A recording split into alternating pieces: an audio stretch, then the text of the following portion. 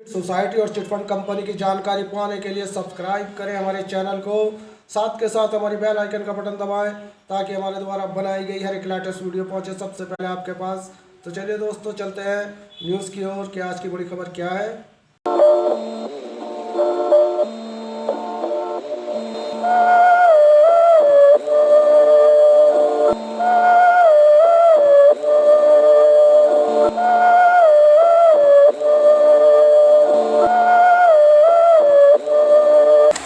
31 अगस्त 2012 को भारत के सर्वोच्च न्यायालय (एससी) ने एक ऐतिहासिक फैसला सुनाया जिसमें दो सहारा कंपनियों को उन निवेशकों को 20,000 करोड़ रुपए से अधिक वापस करने के लिए कहा गया था जो बिना नियामक मंजूरी के अर्थ डिबेंचर के माध्यम से अवैध रूप से उठाए गए थे। 2015 में सहारा के पुनर्भुगतान को बढ़ाकर 25,700 करोड़ रुपए करने के फैसले के बाद भी हाई ड्रामा जारी रहा। सुब्रत रॉय ने अदालत की अवमानना लिए 2 साल से अधिक जेल में भी बिताया। वह जमानत पर बाहर रहता है। कोर्ट ने भारतीय प्रतिभूति और विनिमय बोर्ड (सेबी) को सहारा की 2 रियल्टी फर्मों के निवेशकों की पहचान करने और सुप्रीम कोर्ट के सेवानिवृत्त न्यायाधीश BN अग्रवाल की देखरेख में पैसा वापस करने का निर्देश दिया। 9 साल पहले की बात है। फरवरी 2020 में वित्त राज्य मंत्री ने संसद को बताया कि सहारा समूह ने सेबी सहारा रिफंड खाते में केवल 15,448.67 करोड़ रुपए जमा किए हैं, जिनमें से वह 14,146 आवेदकों को केवल 109.86 करोड़ रुपए ही वापस कर पाए हैं। वैध दस्तावेजों के साथ सामने आए तब से इसने थोड़ा अधिक भुगतान किया है। जहां सेबी को रियल्टी कंपनियों के निवेशक नहीं मिल रहे हैं, वहीं देश भर से लाखों वास्तविक निवेशक भुगतान की मांग के लिए आगे आ रहे हैं। उन्हें भारत भर में फैली 4 विशाल सहकारी समितियों के माध्यम से विवादास्पद समूह में निवेश करने का लालच दिया गया था। सेबी द्वारा एकत्र किए गए धन पर कई लोगों का वास्तविक दावा है, लेकिन नियामक सुप्रीम कोर्ट के आदेश की एक संकीर्ण परिभाषा पर कायम है और ठगे गए निवेशकों की मदद करने के लिए कोई प्रयास नहीं कर रहा है। सहारा के निवेशक सोशल मीडिया #JusticeForSaharaInvestors के माध्यम से पूरे भारत में विरोध प्रदर्शन कर रहे हैं और कुछ ने तो हताशा में अपना जीवन भी समाप्त कर लिया है। पूरे देश में असंख्य पुलिस शिकायतें दर्ज की गई हैं, लेकिन सहारा कोई भुगतान नहीं कर रहा है। निश्चित रूप से यह एससी का इरादा नहीं था कि सेबी एक दशक तक निवेशकों के फंड पर बैठेगा, जबकि शिकायतें बढ़ती हैं और एक समान समाधान खोजने की जरूरत है। सहकारी समितियों (CRCS) के केंद्रीय रजिस्ट्रार विवेक अग्रवाल के एक विस्फोटक पत्र के माध्यम से लाखों निवेशकों की दुर्दशा सितंबर 2020 में सार्वजनिक डोमेन में फैल गई, जिन्होंने कहा कि समूह ने 10 वर्षों 2010 से में 86,673 करोड़ रुपए जुटाए थे, लगभग 8 करोड़ जमाकर्ताओं से, और उन्हें चुकाने में असमर्थ था। पैसा भारत भर में पंजीकृत 4 बहु-राज्य सहकारी समितियों के माध्यम से उठाया गया था: Sahara credit cooperative society limited, Saharayan universal multipurpose coop society limited, Hamara India credit coop society limited और stars multipurpose cooperative society. Shri Agrawal ने गंभीर धोखाधड़ी जांच कार्यालय (SFI) द्वारा जांच की मांग की थी। यहाँ पढ़ें: सहारा की रहस्यमय संपत्ति, सरकार, सुप्रीम कोर्ट और सेबी की गहन जांच के बावजूद 10 वर्षों में 1,10,000 करोड़ रुपए जुटाए गए। अक्टूबर 2020 में हमारे लेखों के बाद कई निवेशकों ने मनी लाइफ से संपर्क किया। पढ़ें: सहारा परिवार, रहस्यमय धन, लंबा दावा और चुकाने के लिए संघर्ष। हमारा गैर लाभकारी संगठन मनी लाइफ फाउंडेशन सहारा के भुगतान के वादे के आधार पर 400 से अधिक निवेशकों से जानकारी एकत्रित और सत्यापित करता है, लेकिन समूह ने 18 निवेशकों को केवल 39 लाख रुपए का भुगतान किया और फिर अपनी प्रतिबद्धता से मुकर गया। मनी लाइफ फाउंडेशन ने जनवरी 2021 में सेबी से अपील की। 30 दिसंबर 2020 को मनी लाइफ फाउंडेशन ने सेबी के अध्यक्ष और न्यायमूर्ति BN अग्रवाल को पत्र लिखकर विवेक अग्रवाल, CRCS द्वारा 18 अगस्त 2020 को अपने पत्र में बताए गए तथ्यों को आगे बढ़ाया।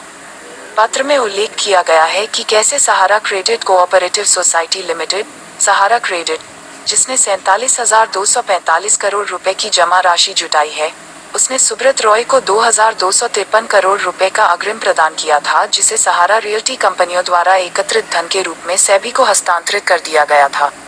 इसलिए कम से कम 2,253 करोड़ रुपए की यह राशि सहारा क्रेडिट के निवेशकों की है और उन्हें इस पर दावा करने की अनुमति दी जानी चाहिए।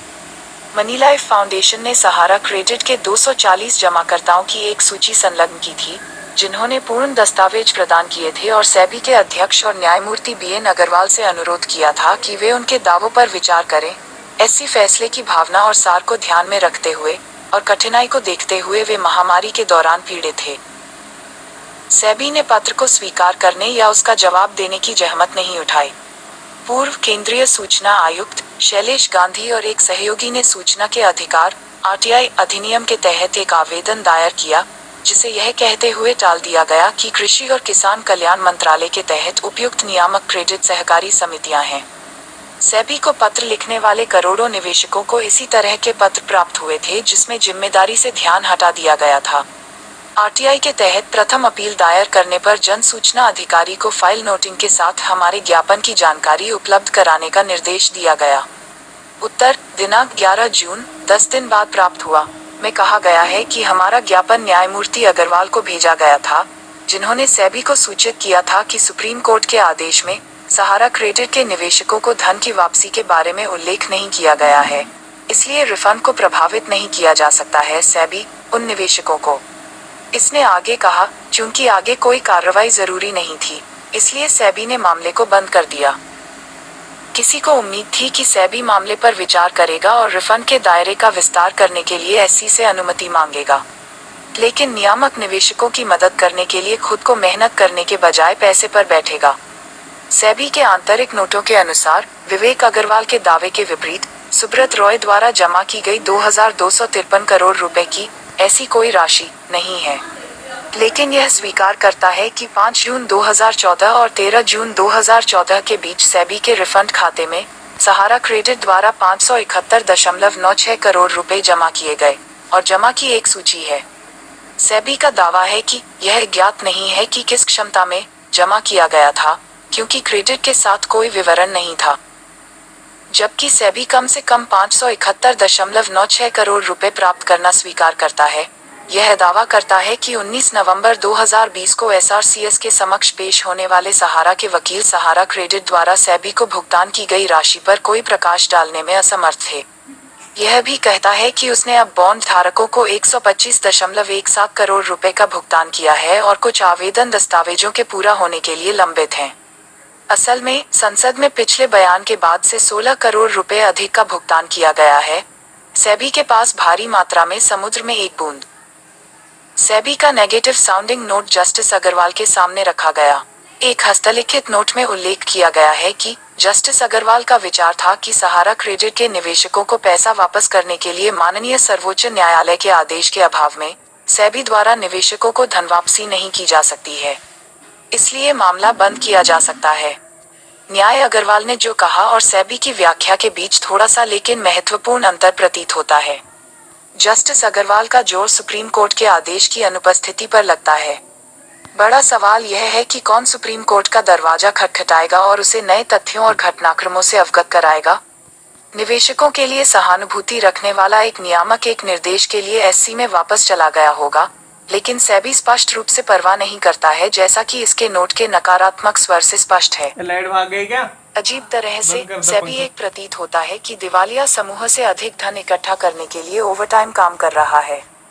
जैसा कि हाल ही में नवंबर 2020 में सेबी ने एससी में एक याचिका दायर कर सहारा समूह को 62,600 करोड़ रुपए जमा करने के लिए कहा, जिसमें 25,700 करोड़ रुपए का ब्याज भी शामिल था, जिसे भुगतान करने का आदेश दिया गया था।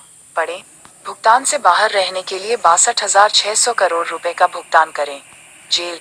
सेबी से सहराश्री सुब्रत रॉय। यह पूरी तरह से जानते हुए कि सहारा के पास कोई फंड नहीं है, ऐसा कर रहा है, जबकि निवेशक अपना पैसा वापस पाने की गुहार लगा रहे हैं। इस बीच वित्त मंत्री एफएम निर्मला सीतारमण का 15 मार्च 2021 को संसद में जवाब वास्तव में सहारा के कुछ संकटग्रस्त निवेशकों के लिए एक बहुत मजबूत मामला है। संसद में वित्त मंत्री का जवाब। एफएम के लिखित जवाब में कहा गया है कि एसएफआईओ ने पाया है कि Sahara Q shop unique products range limited के निवेश को Sahara universal multipurpose society limited, Sahara credit cooperative societies और समूह की 2 अन्य सोसाइटियों में अन्य योजनाओं में परिवर्तित किया जा रहा है। उन्होंने यह भी कहा कि सरकार को सहारा क्यू शॉप और समूह की अन्य संस्थाओं के खिलाफ निवेशकों की 17,000 से अधिक शिकायतें मिली हैं। उसने आगे खुलासा किया कि एसएफआईओ ने पाया कि जमा झूठे आश्वासन पर सहारा हाउसिंग कॉरपोरेशन लिमिटेड और Sahara India real estate corporation limited के निवेश को सहारा क्यू शॉप और अन्य सहारा समूह की कंपनियों में बदलने और सहारा क्यू शॉप से को सह में बदलने के लिए एकत्र किए गए थे। सहारा समूह की सहकारी समितियां, सहारा हाउसिंग कॉरपोरेशन लिमिटेड और Sahara India real estate corporation limited के निवेश के रूपांतरण का आरोप लगाने वाली शिकायतें हैं। सहारा की इन कंपनियों के निदेशकों ने एसएफआईओ द्वारा जांच के दौरान रूपांतरण की पुष्टि की है। महत्व जोड़ें। मंत्री ने आगे कहा कि सेबी मामले में शामिल रियल्टी संस्थाओं से सहारा क्यू शॉप में फंड प्रवाह एसएफआईओ द्वारा स्थापित किया गया था।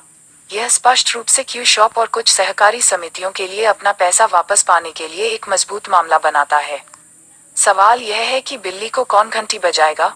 क्या यह सेबी होगा जिसका प्राथमिक काम निवेशकों के बारे में सोचना है? सेबी अधिनियम की प्रस्तावना के अनुसार यह निश्चित रूप से सुप्रीम कोर्ट का इरादा कभी नहीं था कि सेबी पैसे पर बैठेगा।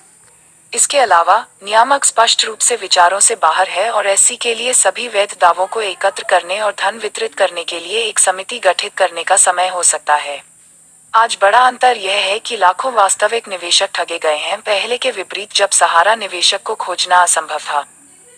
एक और भी बड़ा रहस्य सुब्रत रॉय और परिवार के खिलाफ कार्रवाई की कमी है, जिनमें से कई मैसेडोनिया गणराज्य के नागरिक हैं और उन्होंने झूठे वादों के साथ उस देश को धोखा दिया है। एक मामूली पोस्ट कम्युनिस्ट में भारतीय अरबपति का एक बेटा रहता है मैसेडोनिया में निर्माण। बड़ा सवाल यह है, कुछ बुरे लड़के अरबपतियों के साथ दूसरों से अलग व्यवहार क्यों किया जाता है? सुब्रत रॉय, संदेसरा परिवार, शिव शंकरन, वेणुगोपाल धूत और अनिल अंबानी को बच्चों का इलाज क्यों दिया जाता है? सोसाइटी और चिटफंड कंपनी की जानकारी पाने के लिए सब्सक्राइब करें हमारे चैनल को, साथ के साथ हमारी बेल आइकन का बटन दबाएं ताकि हमारे द्वारा बनाई गई हर एक लेटेस्ट वीडियो पहुंचे सबसे पहले आपके पास। तो चलिए दोस्तों, चलते हैं न्यूज़ की ओर कि आज की बड़ी खबर क्या है। सोसाइटी और चिटफंड कंपनी की जानकारी पाने के लिए सब्सक्राइब करें हमारे चैनल को, साथ के साथ हमारी बेल आइकन का बटन दबाएं ताकि हमारे द्वारा बनाई गई हर एक लेटेस्ट वीडियो पहुंचे सबसे पहले आपके पास। तो चलिए दोस्तों, चलते हैं न्यूज़ की ओर कि आज की बड़ी खबर क्या है।